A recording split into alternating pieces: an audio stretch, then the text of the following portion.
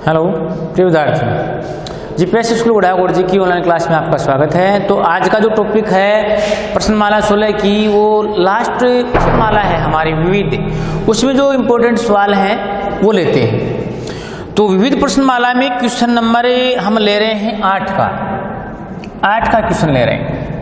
वो क्या कह रहा है कि एक ठोस पिंड का बायां भाग बेलनाकार है, दायां भाग शंकुनुमा है। मतलब एक ठोस पिंड दिया है हमें, ये बेलनाकार भाग है इसका, ये बेलनाकार भाग है और एक भाग इसका शंकुनुमा है, ये भाग इसका शंकुनुमा है। ये है एक ठोस,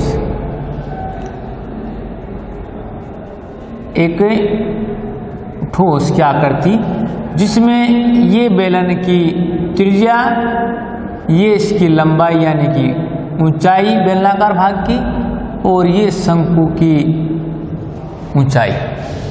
तो इसी ठोस में एक ठोस पिंड, एक ठोस पिंड जो हमें आकृति में दिखाया गया है, उसमें बेलनाकार भाग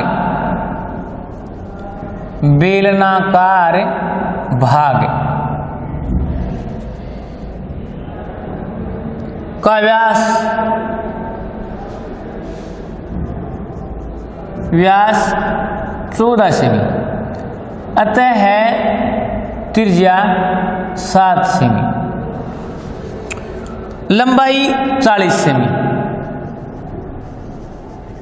बेलनाकार भाग की ही लंबाई यानी कि ऊंचाई h का मान 40 सेमी, मतलब ये 40 सेमी है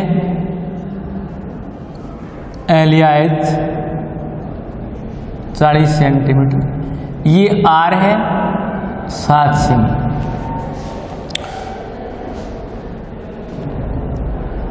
शंकु का व्यास 14 सेमी, शंक्वाकार भाग का व्यास 14 सेमी, अतः है r 7 सेमी। दोनों में समान है इसलिए मैंने r के रूप में लिखा है। ऊंचाई 12 सेमी, ऊंचाई यानी कि कैपिटल H में लिया है 12 सेमी शंकु की। इस ठोस पिंड का हमें आयतन निकालना है। इस ठोस पिंड का हमें क्या निकालना है? आयतन। ठोस पिंड का आयतन निकालना है। तो ठोस पिंड दो आकृतियों से बना है, एक बेलनाकार भाग से, एक शंक्वाकार भाग से। इस शंकु की ये जो ऊंचाई है, ये h 12 सेमी है। तो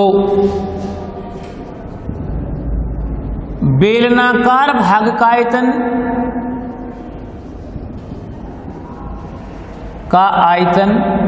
प्लस शंक्वाकार भाग का आयतन, ठोस का आयतन होगा। तो बेलन का आयतन होता है पाई r स्क्वायर h प्लस शंकु का आयतन 1/3 पाई r स्क्वायर h। अब इसमें हम क्या करते हैं, पाई r स्क्वायर कॉमन ले लेते हैं, पाई r स्क्वायर, तो बचता है h प्लस 1/3 h।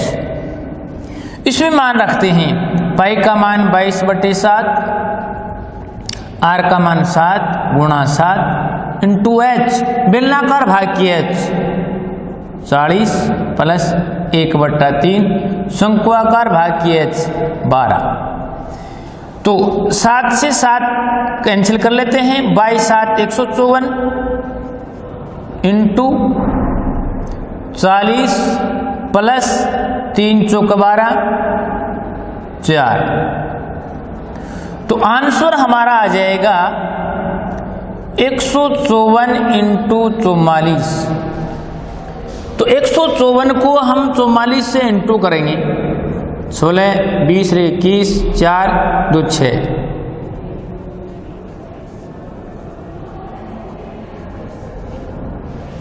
तो 6776 घन सेंटीमीटर ये होगा ठोस का आयतन।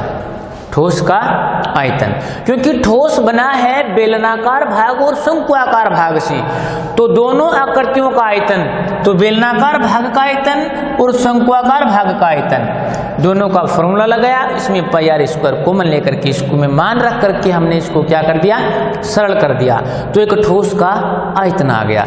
ये क्वेश्चन नंबर हो गया हमारा 8। अब हम क्वेश्चन नंबर ले रहे हैं 9 नंबर क्वेश्चन ले रहे हैं, क्वेश्चन नंबर 9 ले रहे हैं। तो क्वेश्चन नंबर 9 इसी प्रश्नमाला में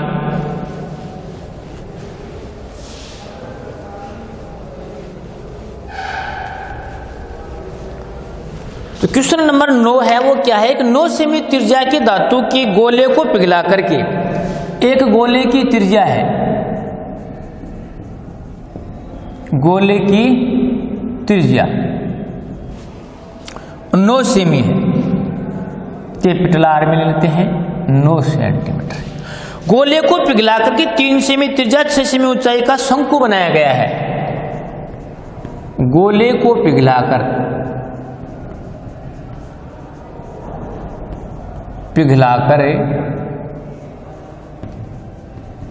बनाए गए शंकुओं की त्रिज्या 3 सेमी और ऊंचाई 9 सेमी, त्रिज्या यानी कि आर 3 सेमी और ऊंचाई h 6 सेमी। शंकुओं की संख्या ज्ञात करनी है हमें, मतलब एक गोला है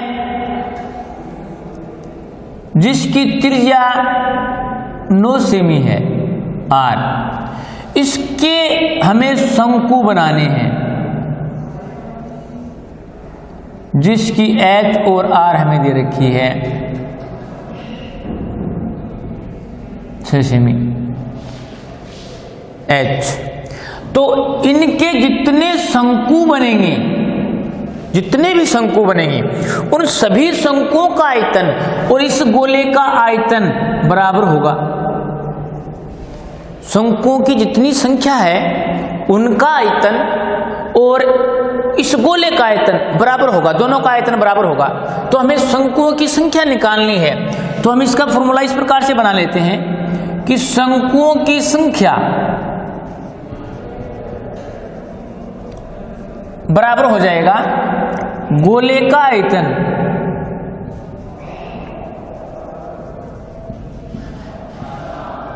बट्टे में एक शंकु का आयतन, एक शंकु का आयतन, ये फॉर्मूला बन जाएगा। क्यों? क्योंकि शंकुओं की संख्या हमें पता नहीं। जैसे मान लो कि शंकुओं की संख्या हम अक्ष मान लें, क्या मान लें? अक्ष। तो अक्ष इंटू शंकुओं की संख्या, शंकु का आयतन जितने भी हैं बराबर गोले का आयतन। तो अक्ष का मान निकालेंगे तो शंकु का आयतन कहाँ चला जाएगा? भाग में चला जाएगा। तो वैसे हमने इसका सूत्र बना लिया। तो गोले का आयतन होता है 4/3 पाई आर क्यूब, कैपिटल आर लिया है गोले में, और शंकु का आयतन 1/3 पाई आर स्क्वायर एच। तो पाई से पाई तो कैंसिल हो जाता है। तो अब देखें 4/3 इंटू आर गोले की 9 गुणा 9 गुणा 9 डिवाइड बाई 1/3 आर शंकु की 3 गुणा 3 ऊंचाई 6। अब इसको क्लियर कर लेते हैं यहाँ से 3 बार, ये 3 से 3 क्लियर हो गया। अब क्या बच गया हमारे पास? शंकुओं की संख्या में ये बच गया 3 इंटू 9 इंटू 9 इंटू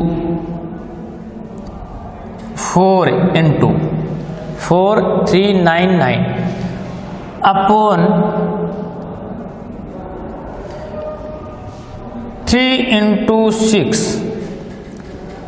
3/3, 3 से 2, 3 से 3, 2 से 4 2। तो शंकुओं की संख्या आ गई 2 इंटू 3 इंटू 9, यानी कि 54 शंकु बनेगी। कितने शंकु बनेंगे? 54। तो इस प्रकार से आएगी शंकुओं की संख्या, शंकुओं की संख्या आएगी। किसी भी आकृति की संख्या निकालनी हो तो उसके लिए हमें है कि हमें किसकी संख्या निकालनी है, उसके आयतन का भाग लगेगा, किससे बनाने हैं उसमें। तो जैसे गोले को पिघलाकर शंकु बनाने हैं तो गोले के आयतन में शंकु के आयतन का भाग लगेगा, तो शंकुओं की संख्या आ जाएगा। तो ये क्वेश्चन हो गया हमारा 9 नंबर क्वेश्चन। इसी प्रकार से अगला क्वेश्चन ले रहे हैं हम 12 का क्वेश्चन, जो इंपॉर्टेंट है। तो क्वेश्चन नंबर ले रहे हैं 12।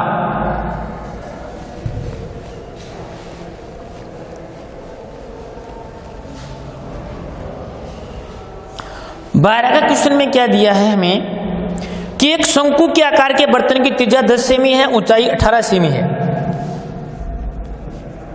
शंक्वाकार बर्तन की त्रिज्या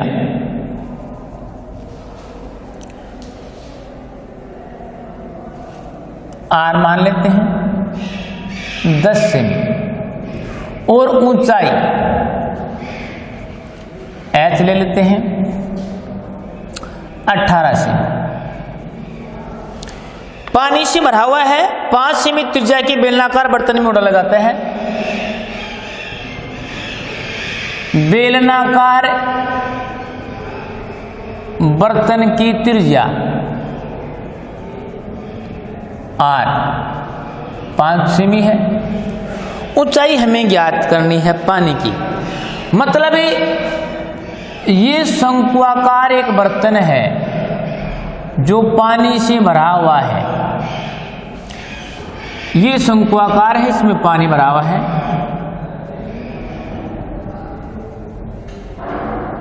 मतलब ये पानी से पूरा भरा हुआ है, शंकु के आकार की।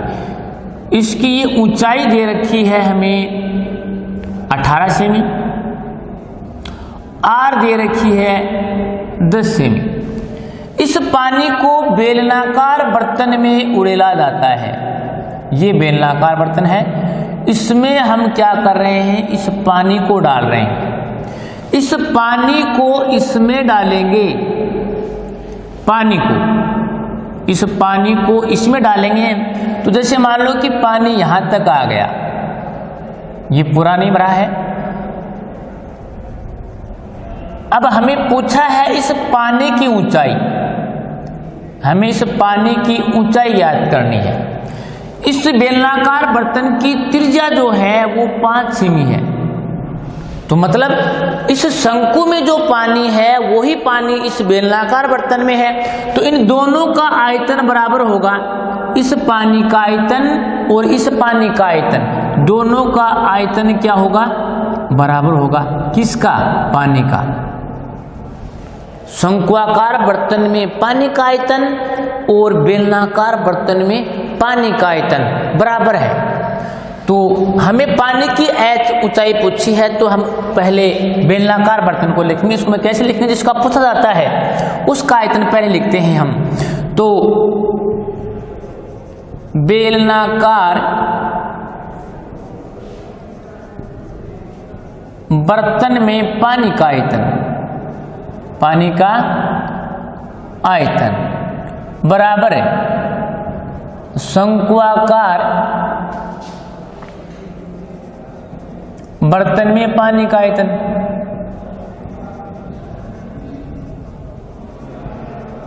बराबर है। तो बेलन का आयतन πr² बराबर शंकु का आयतन 1/3 πr²h। तो हम h का मान निकालना है, तो पाई से पाई तो क्लियर हो जाएगा, भाग में जाएगा जब। तो r किसकी? बेलनाकार बर्तन की 5 × 5 × h बराबर 1/3 × r किसकी? शंकु की। r है 10 × 10 × h 18। 3 से इसको क्लियर करते हैं 6 बार। h का मान निकालते हैं तो 10 × 10 × 6 बट्टे में चला जाएगा 5 × 5। तो 5 दूनी 10, 5 दूनी 10, h का मान आ गया 24 सेंटीमीटर। ये पानी की ऊंचाई है, पानी की ऊंचाई किसमें? बेलनाकार बर्तन में। बेलनाकार बर्तन में क्या होगी? पानी की ऊंचाई होगी।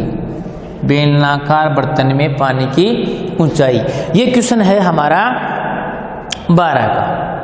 अब हम क्वेश्चन ले रहे हैं 13 का क्वेश्चन।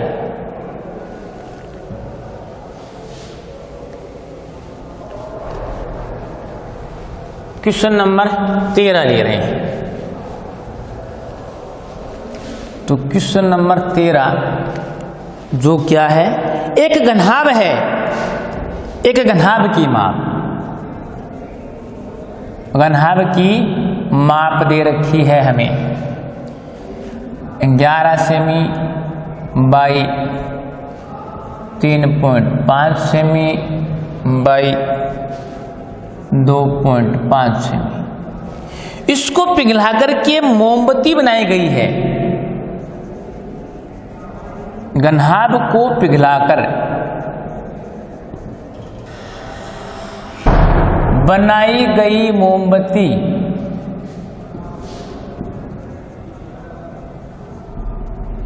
का व्यास 2.8 सेमी है,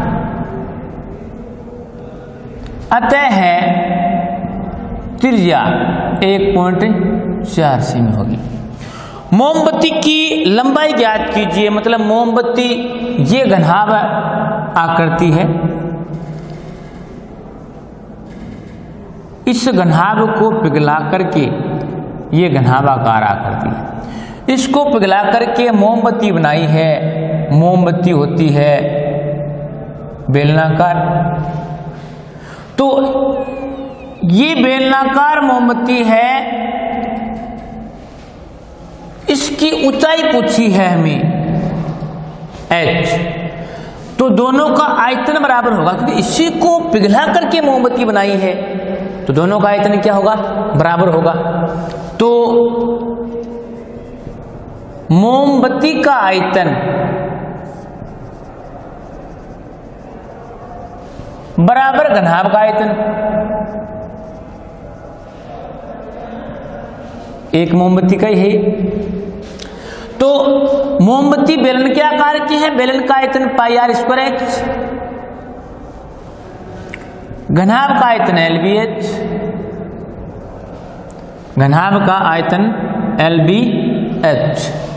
तो पाई का मान 22/7, r का मान 1.4 गुणा 1.4 गुणा h बराबर L 11 सेमी, 3.5 सेमी, 2.5 सेमी।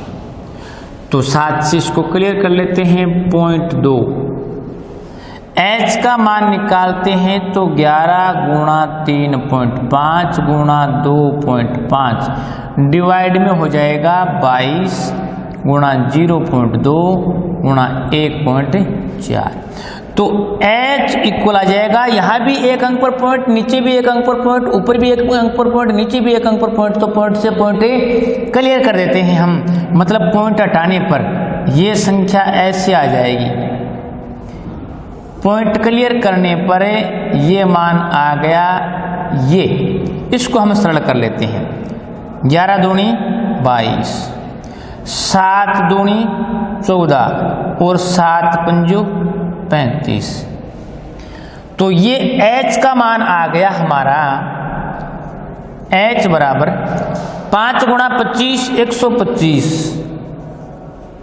बट्टे में 2 गुणा 2 गुणा 2 यानी कि 8।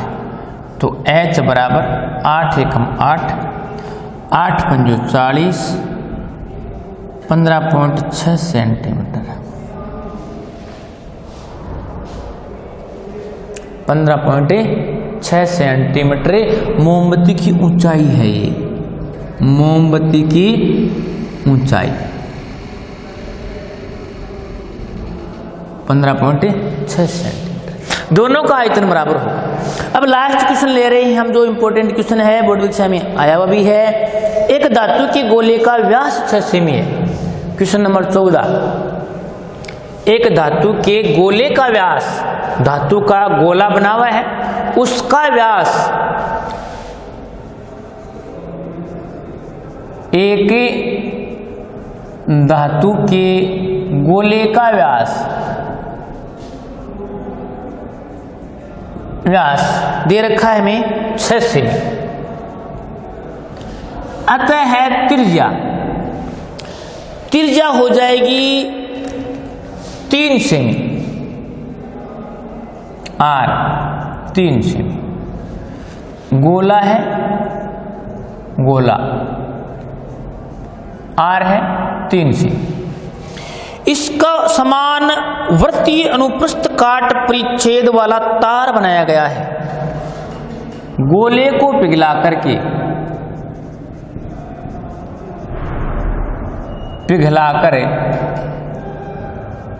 बनाए गए तार की लंबाई 36 मीटर है। तो त्रिज्या ज्ञात करो, मतलब इसको पिघलाकर तार बनाया गया है। तार होता है बेलनाकार,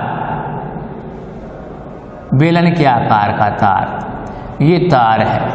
इसकी लंबाई 36 मीटर है और इसकी नाप सेंटीमीटर है। तो हम इसको सेंटीमीटर में डिवाइड कर लेंगे तो ये हो जाएगा 3600 सेंटीमीटर, क्योंकि 1 मीटर में 100 सेंटीमीटर होते हैं। तो 36 मीटर में 3600 सेंटीमीटर हो जाएंगे। इससे गोले को पिघलाकर तार बनाया है, तो गोले और तार का आयतन क्या होगा? बराबर होगा। तो मतलब यहां हम ये लिखेंगे कि तार का आयतन बराबर गोले का आयतन, क्योंकि गोले से पिघलाकर तार बनाया गया है। तार बेलन के आकार का है, तो बेलन का आयतन पाई आर स्क्वायर एच